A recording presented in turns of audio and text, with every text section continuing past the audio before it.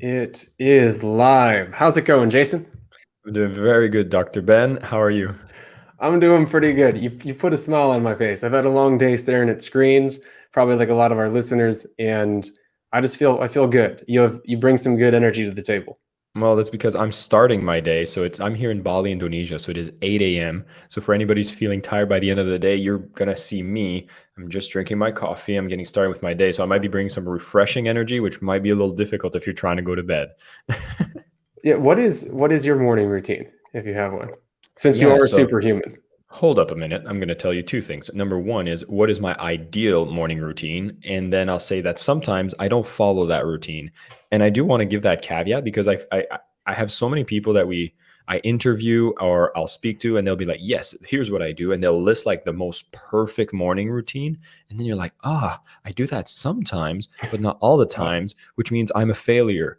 And I just want to kind of start with the caveat that on the great days when I'm online and everything's like going well, this is an ideal morning routine that I really love, but know that I'm not perfect and sometimes I don't do it. So, best thing is I have this like swimming pool that's right outside my door.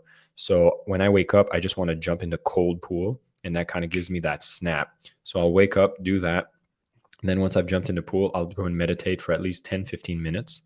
And then with that kind of a bit of a stillness moment, then I'll pick up a book. And interestingly enough, speaking of stillness, right now I'm reading Stillness is the Key by Ryan Holiday. I just finished Ego is the Enemy because I had a friend give me a collections of Ryan Holiday's books. So I'm having a really good time going into Stoicism and all his good stuff. After that, I like to go wake up my partner. So she usually sleeps in a little more. And after I wake her up, I'll make some coffees. We'll have a breakfast moment together. And then if we head to the gym, that'll be the gym of the day. What's also really fun is there's this spa that we get access to here in Bali. And this is like so lucky for us to have access to this, but we can jump in saunas and ice bath. So I go there and it's like hit the sauna, ice bath, and then like I'm ready for a day. Like I've done all the self-care stuff and here we go, rock and roll, set up the laptop, get stuff done. I love all that. All of that. I want that. That sounds magical in so many ways. I would give you an invite to Bali, but they closed the borders recently. I feel like I could figure it out. I could make something happen. If At least before April. I might show up there. Wait, so then in terms of like nutrition, just because we're on this idea of morning routine, so coffee, is there like what are we doing? What are we eating? So coffee's my vice. Like I quit drinking about 3 years ago, which is an interesting decision that I highly encourage for a lot of people to consider. And I still drink coffee. That's going to be my little vice, but I really love, and I kind of went deep into it. So first off, I don't recommend coffee. It is a drug. It is addictive. It probably messes up with it definitely messes up with your sleep cycle, but it's good. And so I have this routine in the morning where I actually grind my own beans. I actually hunt for coffee beans in Bali. Like it's my little hobby. All right. So I'll hunt for beans. I grind them. I have this like AeroPress, and I have like this whole routine of making a beautiful cup of coffee. And it's kind of like my gift I give for myself and for my partner in the morning.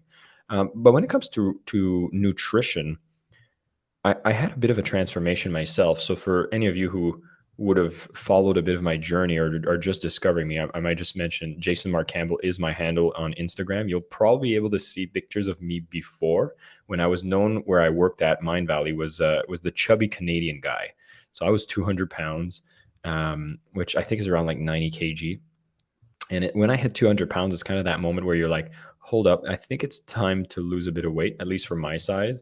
And so when I did that, I was like, it's time to put in some work. And I remember it was around New Year's Eve that I ended up hitting that 200.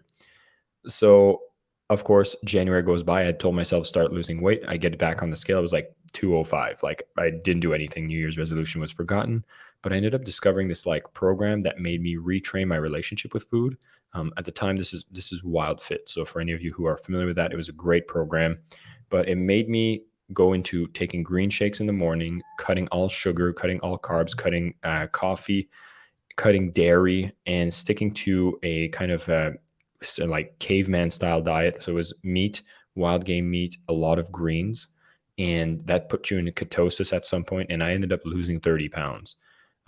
So when you speak about the diet, the things that I usually stick to now, it's interesting because I also went vegan for a while. Right now, my current diet is only chicken, only fish. I tried to minimize my amount that I take. and I'll have mostly greens and minimize any carbs, minimize the sugar. Those are the things. They're like the broad stroke parameters of what I do in my diet.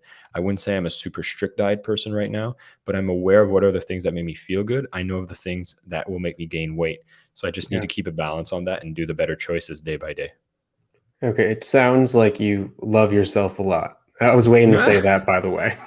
Because in your morning routine and how it seems to be really planned out to put you in the right place to take care of you, the way you're talking about food right now, and kind of that turning point in your life with your relationship with food, and I would assume your relationship with yourself. And now, you sell with love. You teach people how to sell with love, how to integrate love into an area of business, which I don't always equate to love. I don't think I've ever actually said sales and love. Yeah, those two go together like peanut butter and jelly, or almond butter and jelly, because they don't eat peanut butter. I'm gluten-free bread. There's there's too many toxins in peanuts. It needs to be almond butter, and served with a glass of, if you're having a latte, it needs to be oat milk, which is actually a really good thing. Actually, side tangent, I was doing a lot of research on these milk alternatives, and it sounds like oat milk is the one that's got a least amount of environmental damage and is still pretty good for you, which I think is why you're seeing the stock prices for anything that's oat milk doing really, really well right now. I'm a big fan of oat milk. I'll go with it. This concept of selling with love is pretty interesting. And, most people have that negative kind of association with sales, but it's quite fascinating if you take a step back and realize that everything we enjoy in life, everything that we have, everything that we want is on the other side of a sales transaction. Like, you like cars, you'll need to buy one. You want a house, you'll need to buy one. You want a microphone, headphones, you like anything that we have in our life is a result of a sales process. Yet our memories are anchored to things that, alert more danger. Like, we'll naturally be programmed for things that cause danger. We'll be remembering them and we'll have an emotional charge about them. So if you think sales, the biggest examples that usually come for people's minds are any of the negative sales encounters you've had, because your mind will be like, yeah, you'd never want to go through that again. So that's why if you ask people, if you think of a salesperson, like, what's the first caricature or person that comes into mind that you'd be like, yep, that's the salesperson. What comes to mind for you, Ben? Well, I've read a lot of sales books, but I'll go along with this because, of course, it's the car salesman with the nice suit, and he has a little, combed hair, like slicked back hair, and he's trying to sell you something that is just broken down, and he's trying to take advantage of you. Yeah, it's funny. I just jumped in the pool, like I said, in the morning routine. So I got the wet hair. So I almost got a slick back. So I almost was that guy. I just don't wear a suit. So no, it's funny you say that, because everybody kind of plays along and says, it's the used car salesman. And why is that? Well, the car purchase is one of our biggest emotional purchases that's associated with freedom when we're very young, right? Like, getting a car means that you get a lot more freedom and a lot more autonomy. It's an important purchase. And especially for men, like, that's really the thing we look for. We look for freedom. So if you get taken advantage of in that transaction, you automatically associate, like, sales is bad. I remember that used car salesperson. And obviously at the beginning, you'll usually have a used car as one of the first cars. You'll remember that person being like, yeah, that thing didn't go out as planned. When I was so excited and I had so high expectations, it wasn't met. And that person was manipulative. And that's a shame. I need to share it. No, because please. I've lived in Chicago my whole life. I moved to Austin, Texas, and so I never needed a car. But here in Austin, a car is useful, and so I had my first experience purchasing a vehicle. Oh man, every single thing they tell you not to believe about buying a car is true. At least it was terrible. It was absolutely terrible. Did just before closing say, like, hey, do you want a soda, or do you want something? Like, did they offer you something just closer to when you were about to buy? There was stacks. There was not offering me something closer to when I was ready to buy, but there was a lot of buying pressure, a lot of like, let me go back to my manager. Yeah, I'll be right back. I'm gonna fight for you. I got this. And it was just such a strange experience, because there was no love involved, 100%. I felt like I was being taken advantage of. I felt like I wasn't human. And it was almost like I was fighting a battle where I was the enemy. And I'm like, wait, hold on. I'm giving you lots of money, and you're not wanting it. Like, you don't want my money. Like, it was so weird. It was mind boggling. Well, I love going deeper into this example because it's a lot of fun and it's a lot of what's happened in the sales world in the last like 20 years, especially with information asymmetry. That's how it was before. Like the salespeople, they had the information that you did not have, but the internet made a big change. And I remember back when it was around the 2000s, people were like, the internet is coming. We won't need salespeople anymore. Thank God. And what actually happened is you need salespeople more than ever because now there's information overload, right? And the role of the salesperson has evolved to be the most effective. It's not about you're the holder of information and you're trying to like get people to go through a sales pipeline and really close. It's really about being the person that serves the right information to the person. Now, imagine if your scenario with this, like imagine walking into a car dealership. I'll give you an example of what a great salesperson could do in today's age when there is information access everywhere. Is you walk into the used car dealership and I could be like, hey Ben, welcome to this lot. Like obviously you're going to have some concerns, you're going to have some questions, and this is an important decision for you, but what I want you to know is I'm here to actually give you more information and to guide you in your purchase decision. I'm going to do the best to make sure your interests are at heart. Maybe you won't buy and that's okay, but whatever I have on the lot and whatever it is that you're looking for, I'm here to be your assist. I'm here to be your like your ally, and I want to make you make the purchase. And if we don't happen to do business together, well, so be it. But I'm going to do my best to make sure that whatever choice you want and I have it, you'll know about it. You'd be like, that feels good. That sounds that feels better. good. Okay, show me around. Let's see. Show me around. You already build a bit of rapport, you build a bit of trust. And like, we all have Google. Like, imagine just sitting with them and being like, okay, this is a car. Let's like, imagine he goes with you. He's like, let's go into like the blue book. Let's look what the price is on the internet. Let's see if there's some alternatives and let's see where this compares. Like, you're going to find out that information. And if you show up with that, two things are going to happen. Number one, you'll be like, wow, this person like actually cares. I probably want to do business with them. And the second thing is, if you do end up making that purchase, which was made from a place of love because they genuinely cared for you, you're going to go home and you're going to be sharing a different story on this call. You'd be saying like, hey, I went to XYZ dealer and this guy did that. Now you're sharing me a story. We're not even going to mention the dealership. They don't even deserve the attention because you had a bad experience. And this is a place and a world where we're more connected than ever. Every good experience and every bad experience gets shared. So if you can be the type of person or salesperson that actually gives a good experience to the buyer, it's going to pay off so much because there's little things that can happen, can be posted on Instagram, can be shared with friends. And this is for every single transaction. So it's like, there's a lot of people that say in sales, all right, you can try to close the deal as much as possible. And if you're in any sales scenario, especially if you're doing it online, maybe out of 100 people that walk through the door or that come to the sales page, maybe 2 of them buy. And then you can do some optimization in those douchey tactics that you might be able to get that to 3%. You'll 50% increase your closing ratio. But in doing so, you alienate 97 people that didn't buy, which maybe just didn't want to buy right now. And that's a shame. That's why you have some people that'll have like some really douchey, very bad types of marketing and sales processes that might be able to sell just a little bit more in the front end, but at a cost of everyone else that doesn't buy are going to be like, I hate this person and this isn't going to even grow a brand. And you want to build a sustainable business, you need to care of the non-buyers too, which is why I love seeing the trends where people are sharing more information. You're educating people. And if you are an educator, you're already a good salesperson. Like 2 things come to mind. If sales stays into that negative, douchey realm and people share information, competitors and disruptors are going to pop up, like Carvana. I don't know if you've heard of Carvana or not, but basically I can go online, I can buy a car and get it delivered to my house without talking to anybody. Boom.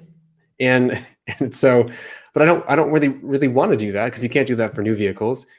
And maybe I want to actually talk to someone and test drive something, and that's how I want to actually have that experience. But the experience isn't worth it if it's filled with negative tactics and you're not building a relationship. And I think most importantly for me was transparency. So they give you this price list with 6 added costs on it, which are not part of the purchase. They're added costs that if I spend 5 minutes looking up online how to prepare to go buy a car at a dealership, I will know that they're fake, right? They're added to inflate the price. And seeing those after, deciding on a price, automatically, I'm just like, I know what these are. Like if I seem informed at all, and that lack of transparency, be like, we added these on, these are normal. My manager wants these on the sheet. Like, this is what this does. This is what this does. It's like, what a difference.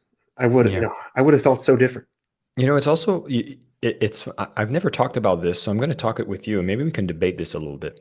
But when I see things like added cost, that kind of like really that they piss us off, right? Like we see this added to the sheet.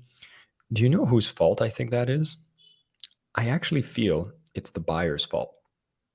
It's us as we go and buy and we go to compare online prices that we just care about the transaction. We try to commoditize everything, right? And so if you're a dealership and you have to go and have people walk through the lot and you have all these costs to operate, it's almost like you were forced to take them out of the sticker price, because if you would put them up, then people would be like, yeah, don't care about this, don't care about that. We don't value service very much in transactional kind of processes. So it's us being so cheap and so almost like a little gullible that we tolerate it, where it's like, oh yeah, they just said it's like 999 or 9,999. Then you're like, this is going to be it. They had to take out a bunch of costs and their margin so that it would be something that would actually make us walk through the door. Because if we go online, or like, these are the things that kind of excite us. So I feel there's a bit of our own monkey mind that created this scenario. But I don't know. What do you think about that? Because I sometimes see myself being a very commoditized buyer, where I'm like, I'm not going to evaluate the purchase experience, which I think is of value. If you have a great purchase experience, it's fun. So I think maybe in the past because if you read any sort of book on pricing psychology, that will come up. Like, have a lower front cost and then add those costs in because they're interested, they're bought in, they are like already there, you have the relationship, etc.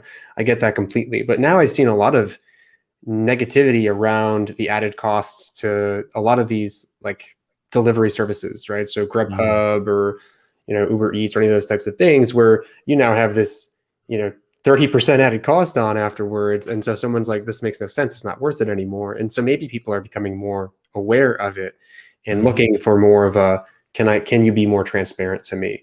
Can you not take advantage of me? Because now I know what these are. And so now I care about the relationship more.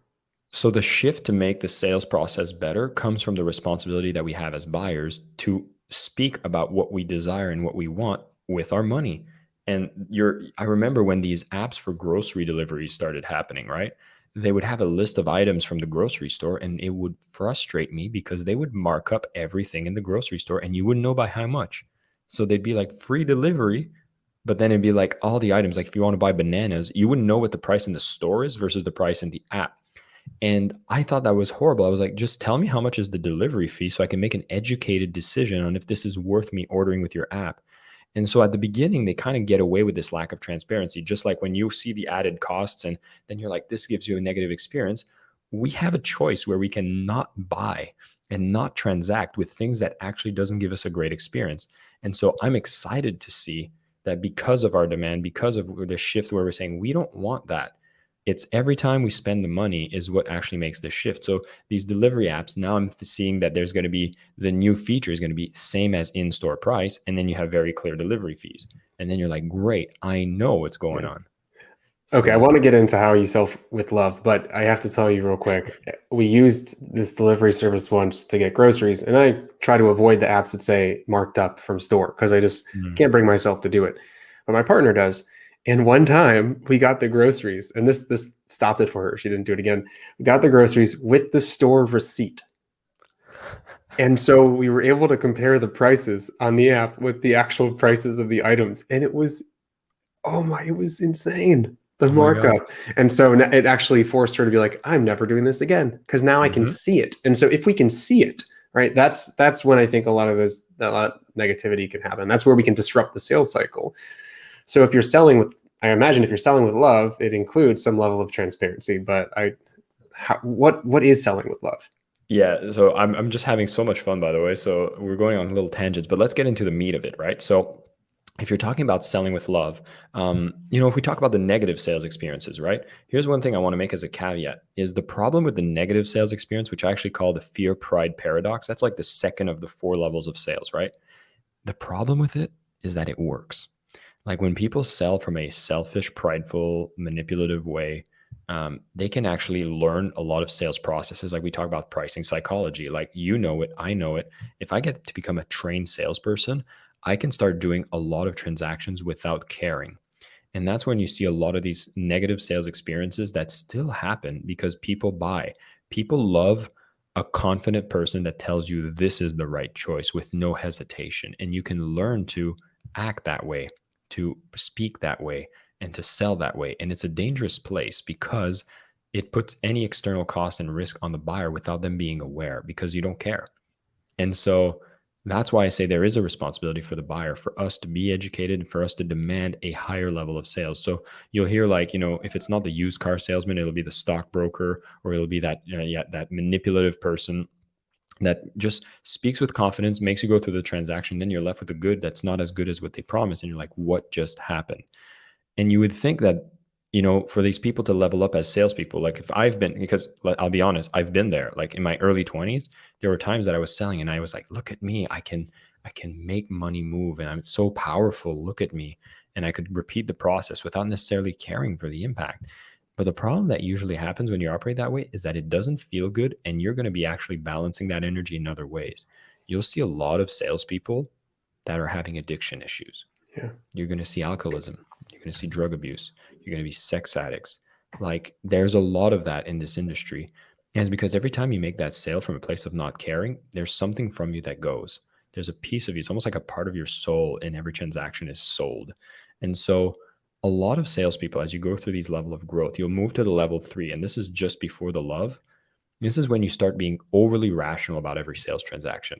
Like this is the used car salesman that's like, maybe they made a sale to somebody that came back and is like, they got so angry. They're like, I give you every dollar I had. My car broke down and it made me lose my job. And you did this to me. And the salesperson might have like an awakening moment going like, okay, I don't want to sell manipulative. I want to sell the right thing. And here's what happens as salespeople.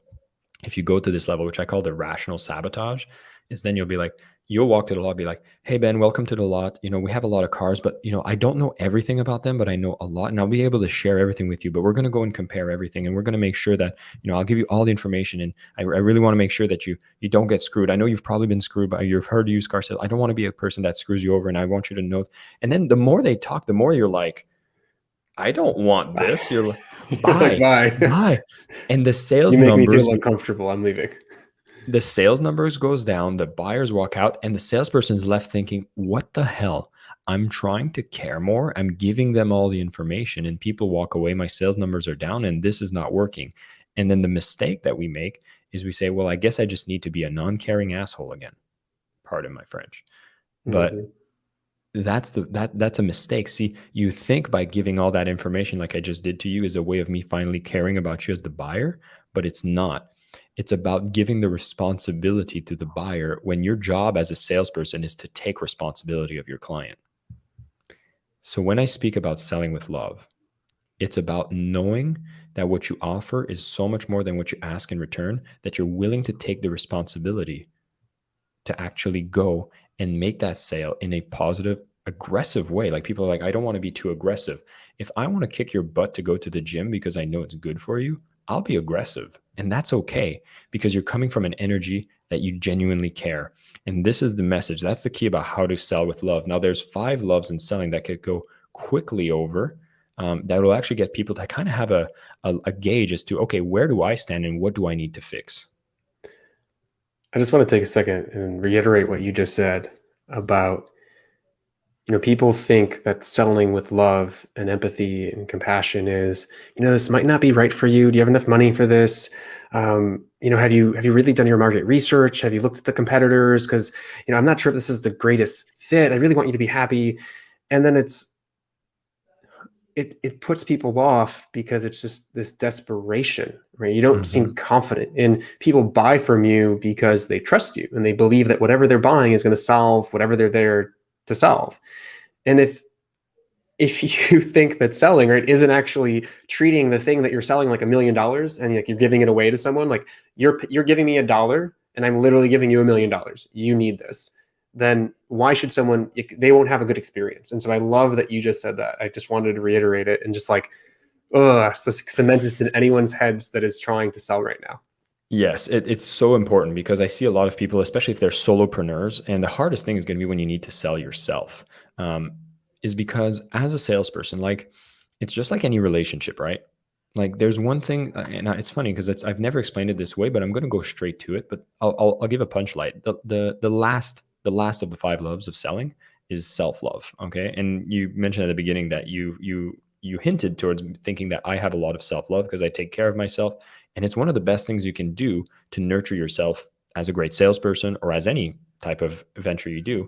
But when you have enough sales self love and an understanding that if you're out there and you're truly doing your best, you're truly just really doing your best, which matter of fact is what you do all the time, regardless of the situation. So sometimes we're a little too hard on ourselves. If you're just going out there and saying, you know what, this is the best that I can do for today. I want to keep that in mind because selling with love involves risk. It involves risk. And especially if you're selling yourself, you're making promises, you're making an offer, you're saying things that are going to be delivered. And there's always going to be a risk that what you provided as value isn't necessarily going to be as high as what you charge for it for any individual. You do your best to get as clear as possible of understanding the true benefits that somebody gets from making the transaction, but there's going to be cases that that's not true. But you're willing to take that risk because you care. So I want to try a non-polarized, I was going to talk about vaccines, but I'm going to try a non-polarizing kind of example is if I'm going to give you, we talked about fitness. Let's say I have a protein bar. Okay. That seems like the safest thing to do because it's a vegan protein bar. Okay. And I talk to you and you're someone that wants to be in fitness and I'm like, here's a protein bar. It's vegan. It's $10. You're going to absolutely love it. You're going to feel great after you go to the gym. I'm taking a risk. Like every sales offer is a risk. But if you truly care for the person and based on what I know about you, Ben, like I feel like, okay, you probably are looking for this. And I'm like, I sell it hard. I say like, this is the best bar ever, the best $10. You need to buy it. You're going to love it. And you're like, okay, Jason's excited and you know, coming from a good place, you buy it. And then you bite through it and you realize it tastes like cardboard. It tastes like cardboard. And you come back to me and you're like, Jason, this bar tasted like crap. Now I'm like, oh my God, I sold it so aggressively and it ended up not being what you wanted. What was the intention I was coming with? Like I genuinely try to have a best understanding of you and I did take a risk and I aggressively sold you something that ended up not even being good for you. But you're not going to get mad because you know the energy that I came from. If I would have came from a place of manipulation, you feel it. Like we innately have an instinct that knows what is the feeling after the transaction if someone was being manipulative or not. I would feel like I would be disappointed that you didn't like it. But at the same time, I know I put out my best to come from a place of love and to care in the process of selling it. And that's important. If you're going out and you're selling, if you come with the right intentions, you can sell aggressively. But if you want to be able to get a home run every time to get people, I should actually see if I can discover more about the person I'm selling to, which actually is a great process, is always be asking questions. I could be like, Ben, like, what do you look for the most in a protein bar? Is it the taste? Is it the nutrition? Then you're like, I hate it when it tastes like cardboard. I can gather data and I can sell more effectively. Well, luckily I've been eating healthy for like since probably I was 14. So everything tastes like cardboard when you are in certain, well, not everything, but most of the things that are really good for you. Exactly. But so no, I get that. And I love that just because it's also saying you can't please everybody and you're not going to please everybody, but your job isn't to please everyone. It's to sell from a place of love and authenticity and transparency and, you know, and honesty, etc. And you can do your due diligence, but there's a limit, right? Because if all you do is research and research and research, you're going to miss the sale. So I don't want to take up too much of your time. And I would love our listeners to learn more about selling with love because there's so much that we did not get a chance to cover. I know you have a book. I know you have lots of content out there. So where can our listeners find you? Yeah, well, I just put my handle here. I think the best thing is if ever you'd want to learn more about the 5 loves of selling, which is loving the impact. Like I might just add this is just the foundation is if you're in love with the impact you do with every sale you make, that's the key to make sure that you're going to be on the right track. But as you're going through these 5 loves, it's about loving the impact, loving the buyer, loving the product, loving the process of selling and loving yourself. I kind of define them even more. And there's important questions you can ask on each of these so you can find out where you stand and really step up into a better place. Send me a direct message on LinkedIn here or on Instagram. This is the handle for pretty much every social media platform I have. And I have a cheat sheet that people can use. By going through that, you'll have a list of questions so you can make sure you're right on track about the type of sales that you're making. And if there's an adjustment to make, you'll see it right away so you can feel confident, enthusiastic, and know that you are putting your best effort to make a sale from a place that really is looking to transform the lives of the people you sell to. That feels good. That makes you enthusiastic. That makes you effective at selling. And you can go to bed at night knowing that you're doing a great job. I didn't even think about the different stages of selling and how love equates to them. And so what you just said was like another mic drop. You know, if you don't love your product, man, you're not going to love your job and you're not going to be very good at it. And it's like if you don't love, I mean, it's everything you just said is so important. I hope our listeners can really take this home and then dive deeper into this and reach out to Jason. Thank you to all our listeners. Really happy you guys could tune in. And Jason, more thanks to you again. Tons of gratitude. It was my pleasure. A lot of fun with you, Ben. Thank you for having me.